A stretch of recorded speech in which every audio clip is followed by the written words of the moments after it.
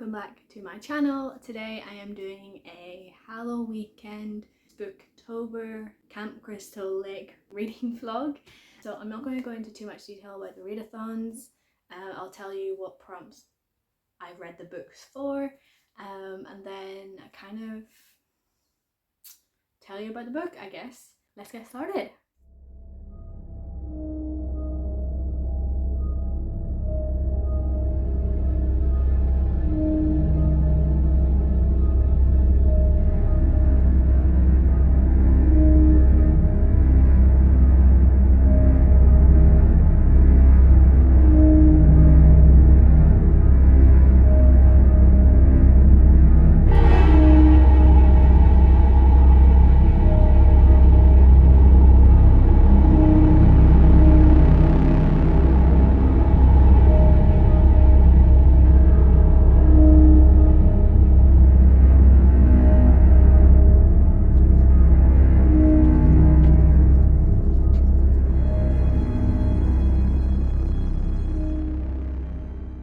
So I have read the Cotton Candy Massacre Part Toots by Christopher Robinson. So this is the sequel to the Cotton Candy Massacre, which has been one of my favourite books that I've read this year.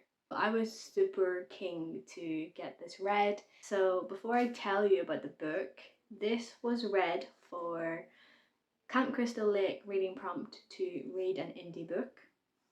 The Halloween weekend reading prompt as a host's favourite subgenre. For Spooktober, it also meets the any horror book prompt. So I've managed to take a prompt off for 3 readathons, which is really good and an incredible start to the month, if I say so. So essentially, the Cotton Candy Massacre Part Toots follows a couple of our characters from the first book. This is a really heartwarming story that centers around somebody who feels a lot of guilt for the massacre that happened and is on a quest to help Stacey as she is just a little kid.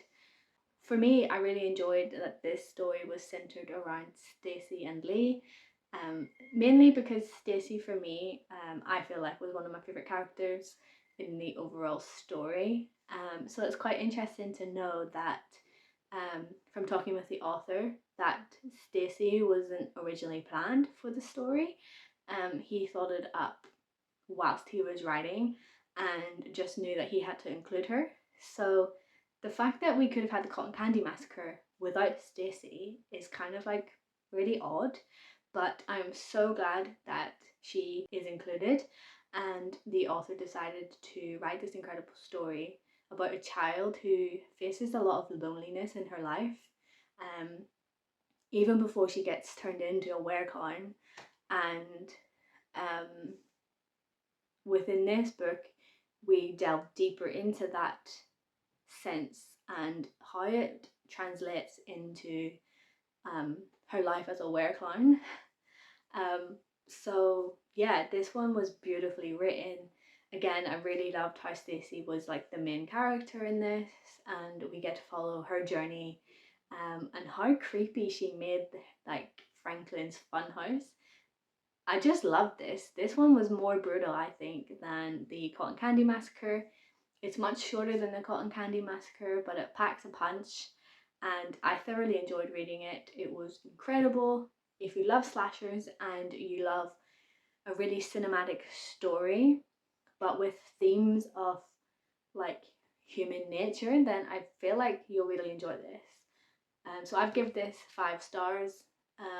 I also give the first book a 5-star as well. Again, I will link my carnival based vlog up in the cards and down below. So if you did want to check out my views on the Cotton Candy Massacre, I will go into more detail on it there. But essentially, this is the first book that I finished for all of the readathons in October, and what a great book for the spooky season, right? So that's it so far. Hopefully I can add some more clips here and there and really take you on this journey. I'm going to do like a 2-week reading vlog, so it'll be kind of longer than my usual ones, So I hope that you enjoy.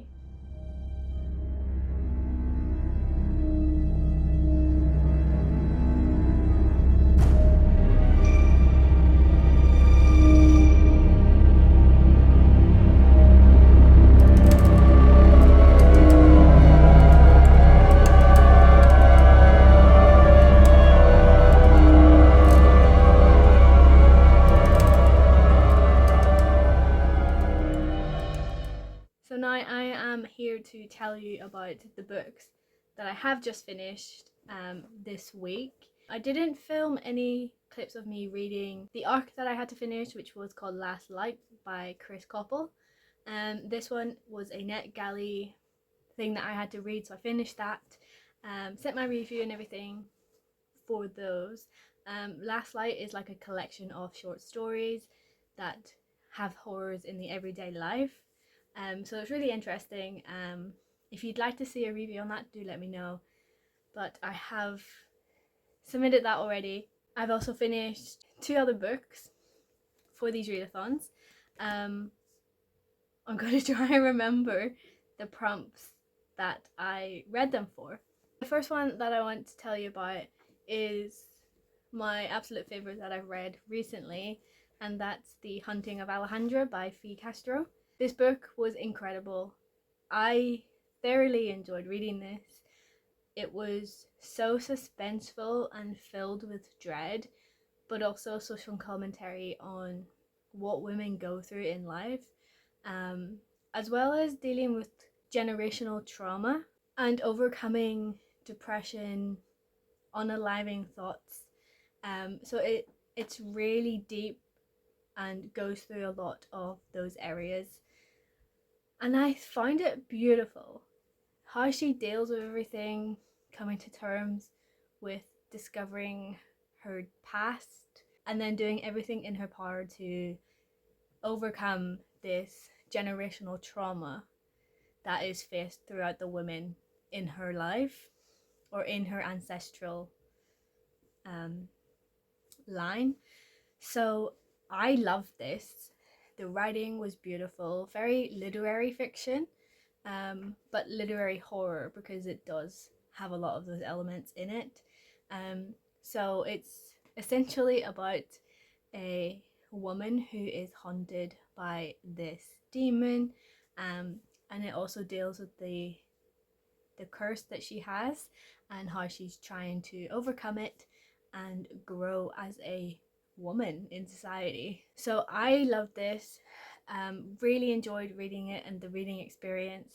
I've given it 5 stars because of those reasons. It was beautiful and I want to reread it.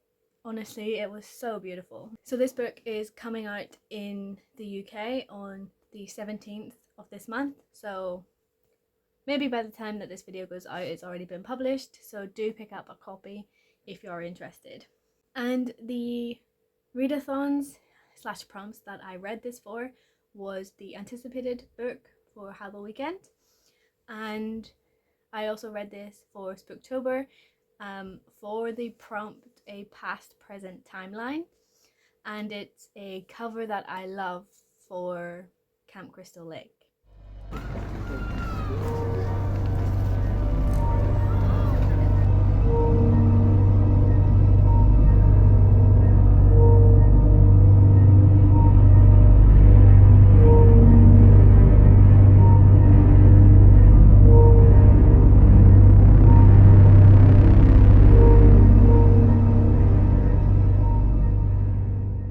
Was a little bit of a disappointment. Following on from such a high, I think that maybe my expectations was a lot higher for this book. Our group of characters were really annoying. Lots of things happen and they don't actually become aware of it until 3/4 of the way through this book. And so I'm sitting reading this and I know that it's not just a shadow, but they keep saying that they've seen something but nothing's there. So they go about living their lives again. So it's really annoying and repetitive in that sense. I know that it's created for a younger audience, so I'm putting it down to that, and that's the reason why I didn't enjoy this. what else can I say? Oh yes, the plot was very predictable. I knew what characters were involved, and I could kind of call the outcome. So that was kind of annoying in that sense. But as a YA horror book, like an introduction, I feel like it would be a good book to read if you are getting into this area, and just like dipping your toes in the water, so to speak. Um, it's good for that in that sense. It's not too gory, it's not too graphic. Um, but I also do think that the nods to the slasher movies and the horror movies of the 80s and 90s was a really good touch. I really like how there's a lot of references in this. But other than that, I just didn't really enjoy this. The overall idea of this story is what sold me on it, and I just don't think it executed all that well. But maybe if this was for an adult, it might be different. But it's for a YA reader. I don't read YA typically, so it's not something that I thoroughly enjoyed or wanted to reread anytime soon. And I almost forgot that the prompts that I read this book for was any horror book in Spooktober, and something that is a recent release during Camp Crystal Lake. And I think that's the same for Halloween Weekend, but I will have to check. But I have submitted those already. So yeah, those are the books so far that I have finished.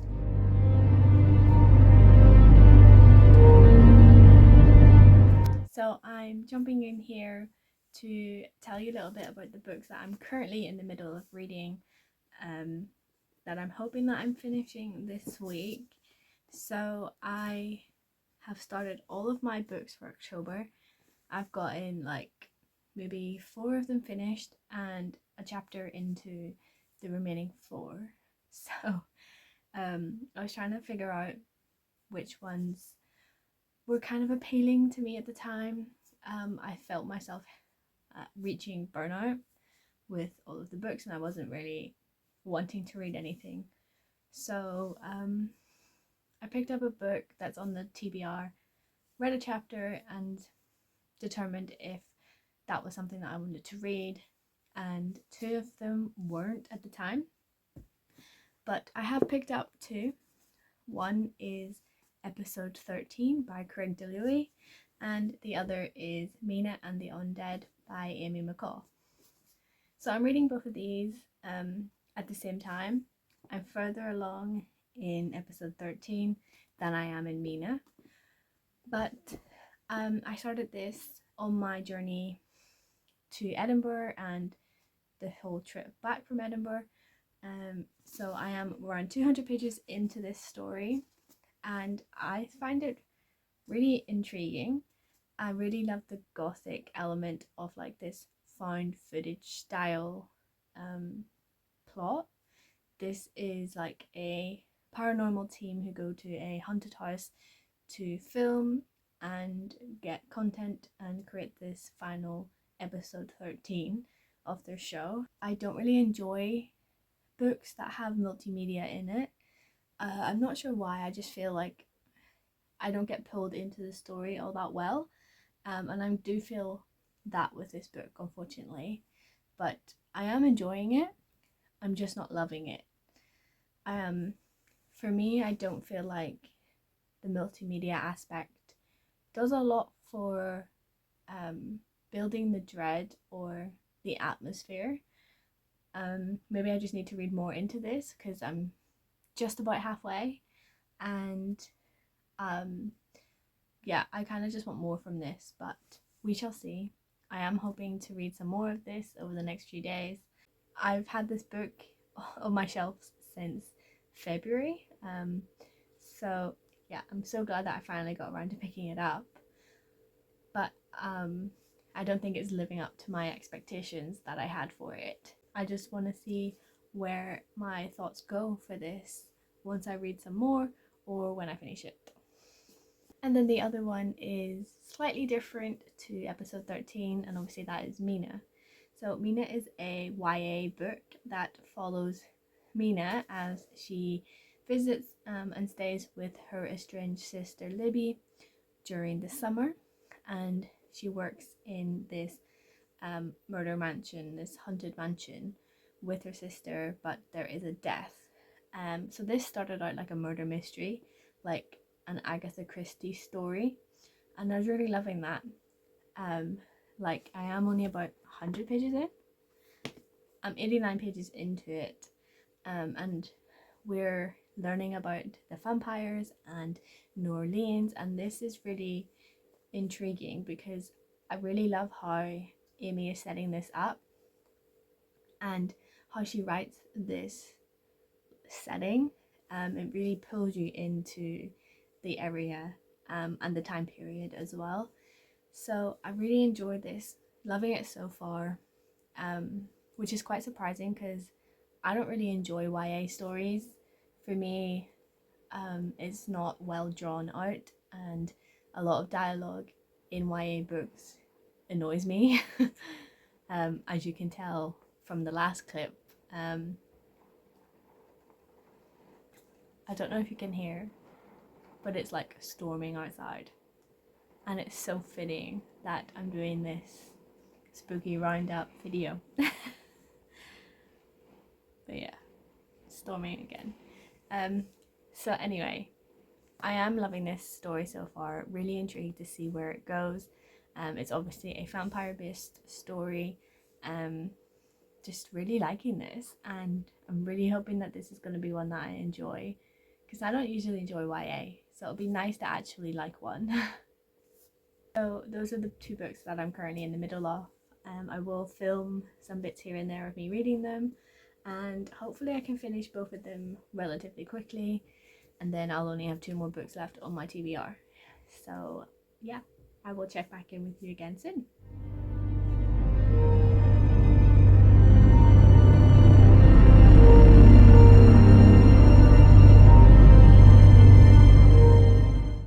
I finally got some time to tell you about the books that I've finished this week. And the first one that I finished was Mina and the Undead. I finished this during Halloween weekend. So this one is a vampire book. So I know I mentioned that I was going to read the Southern Books Club's Guide to Slaying Vampires for my Match Monster, but I've decided to use Mina and the Undead instead. After reading all of the books, like one chapter, I didn't get hooked into slaying vampires, so I've put that down.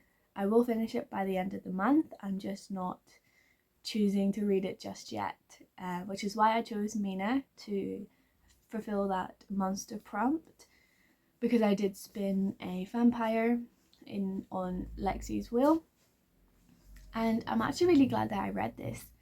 I really love how, I think I mentioned it already, how Amy sets the scene and it tells us about like New Orleans and the historical side of New Orleans in terms of like the vampires. So that was really interesting.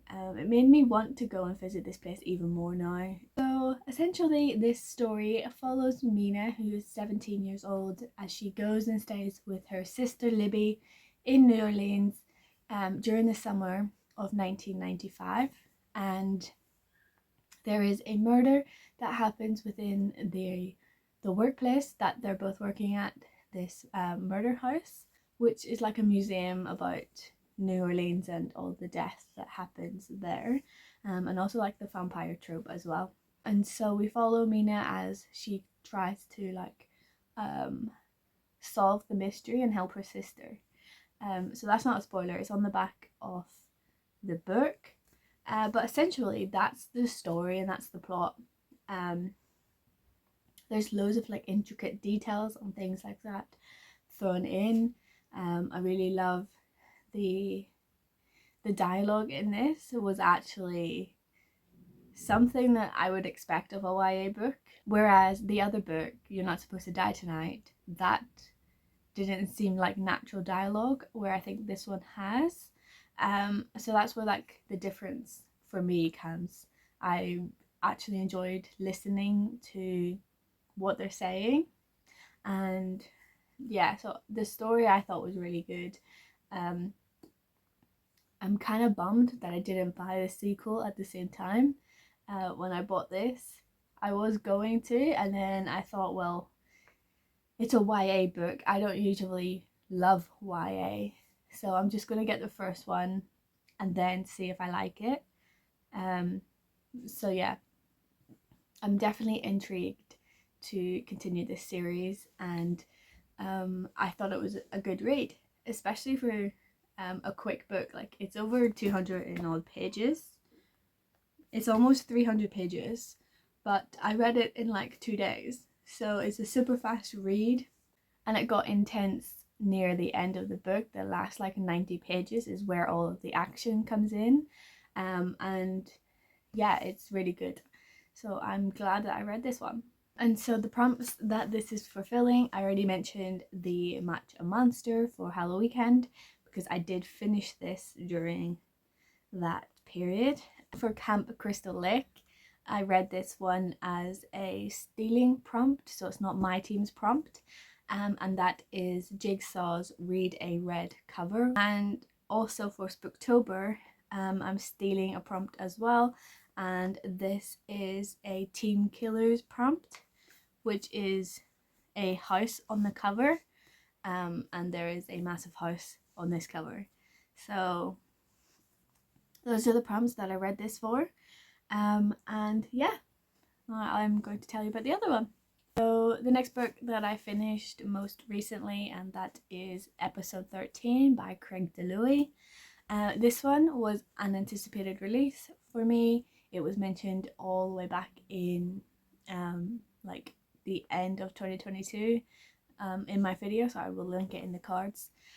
And I really wanted to read this because it sounded so intriguing, and the fact that I enjoy watching paranormal investigators online. So the fact that this was a story set around a group of paranormal investigators exploring a haunted house, trying to solve the mystery there, it sounded so intriguing and I wanted to pick it up.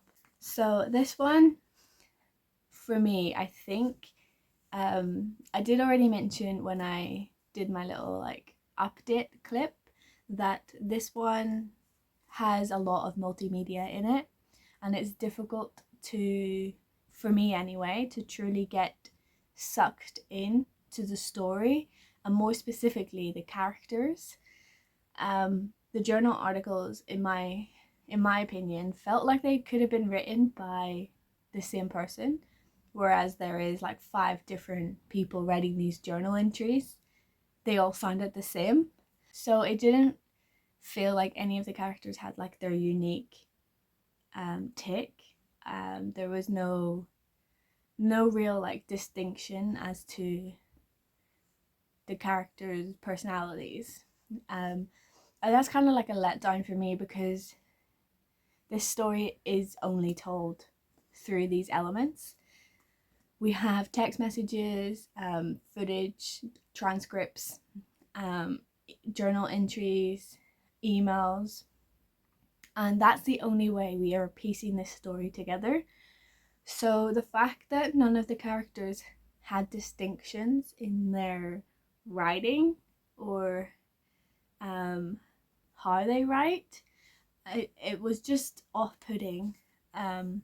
I feel like everybody has their own way of getting things across in their writing. So it would have been nice to see the characters being developed through their own voice. So I struggled with that element, but the overall premise of this story was interesting and intriguing. It kind of takes a spin, but the issue with that is it doesn't happen until halfway through the book. So there's a lot of build up. You're setting the scene, getting to know the characters, in the first half, and then spooky stuff starts to happen with like flickering lights and they're seeing things. And then all of a sudden it changes, and they find something that they want to explore even further, and so they delve deep within this like paranormal research house, to really uncover that secret, to make history within the paranormal investigation world. And so they're doing this all to create an episode. They went into it wanting it to only be like one episode, but they've turned it into 3 parts. So with more and more discoveries that get sent back to the production and everything like that, they delve deeper, and it gets a bit weird, but it's interesting weird. And I like that element. I just wish they got into it a little bit quicker.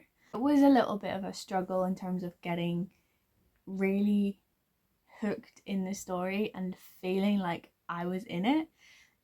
But that's not to say like his writing is not for me. I feel like that's just the multimedia element.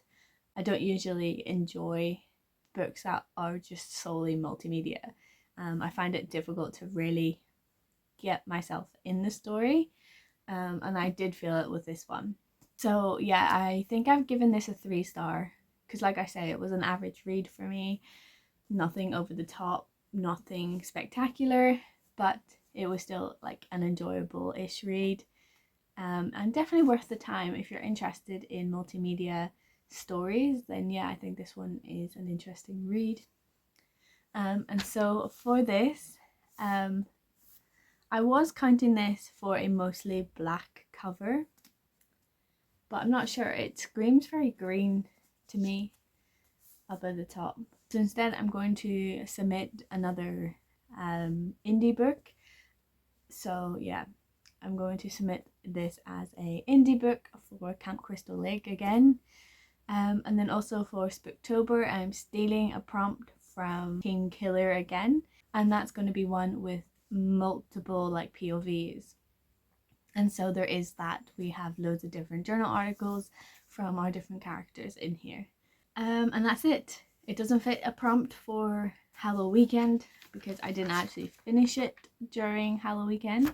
And so currently I am reading The Hacienda. This is like an e-arc that I got from Titan because it's finally getting released in the UK.